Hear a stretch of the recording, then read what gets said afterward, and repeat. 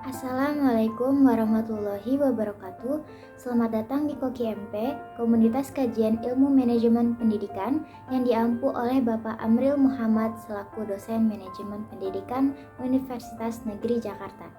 Perkenalkan, saya Rara Azara dengan NIM 11036201116, mahasiswa Manajemen Pendidikan 2020B. Pada video kali ini, saya akan membahas tentang kehidupan yang dijalani dengan sepenuh hati dari buku berjudul Tak Apa-apa Tak Sempurna karya Brené Brown.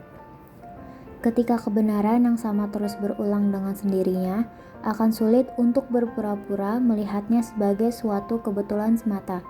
Misalnya, terlepas dari seberapa kerasnya kita berusaha meyakinkan diri bahwa kita bisa berfungsi dengan baik, hanya dengan 6 jam tidur. Setiap kali kita tidur kurang dari 8 jam, terkadang kita menjadi tidak sabar, cemas, dan mencari-cari karbohidrat. Hal ini merupakan sebuah pola. Salah satu sebab dari kemustahilan kita untuk tidak melihat kecenderungan-kecenderungan itu adalah karena benak kita diprogram untuk mencari pola-pola dan memberi arti padanya.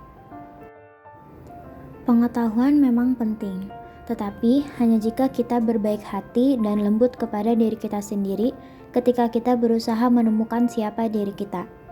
Kepenuhan hati juga soal merangkul kerapuhan dan kerentanan kita, di samping mengembangkan pengetahuan dan menyatakan kekuatan kita. Keberanian kedengarannya hebat, tetapi kita perlu membicarakan bahwa keberanian mewajibkan kita untuk melepaskan apa yang orang lain pikirkan. Dan untuk sebagian besar dari kita, itu sangat menakutkan. Belas kasih adalah sesuatu yang kita semua inginkan. Tetapi, bersediakah kita untuk melihat mengapa penetapan batas dan mengucapkan kata tidak adalah komponen yang penting dari belas kasih? Bersediakah kita menjawab tidak? Bahkan jika itu akan mengecewakan seseorang, perasaan memiliki adalah komponen yang esensial dari kehidupan yang dijalani dengan sepenuh hati. Tetapi, pertama-tama kita menumbuhkan penerimaan diri terlebih dahulu. Jika kita ingin tahu mengapa kita begitu takut untuk memperbolehkan diri sejati kita dilihat dan dikenal dunia, kita harus memahami kekuatan dari perasaan malu dan takut.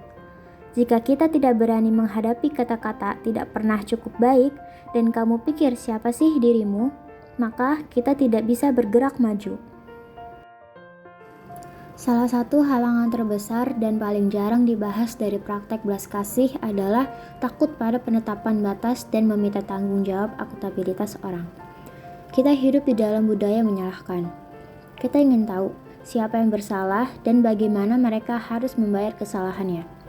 Di dalam dunia pribadi, sosial, dan politik, kita banyak berteriak dan menunjuk, tetapi kita jarang meminta orang bertanggung jawab atas tindakannya sendiri.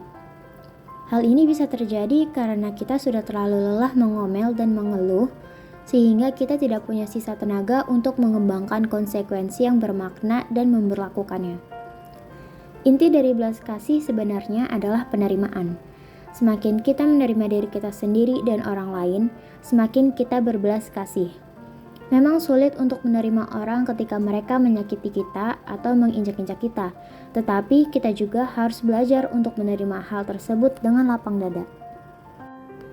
Kita harus mencegah diri kita sendiri untuk tidak membenci seseorang.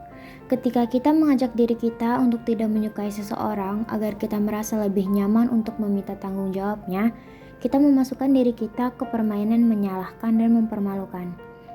Ketika kita gagal menetapkan batasan dan meminta tanggung jawab seseorang, kita akan merasa dimanfaatkan, diperlakukan secara tidak adil. Inilah sebabnya mengapa kita sering menyerang pribadi seseorang, dan ini jauh lebih menyakitkan daripada membahas sebuah perilaku. Demi kebaikan kita sendiri, kita perlu mengerti bahwa akan sangat berbahaya bagi relasi dan kesejahteraan kita jika kita menyalahkan dan mempermalukan orang lain atau sangat marah dan merasa benar sendiri.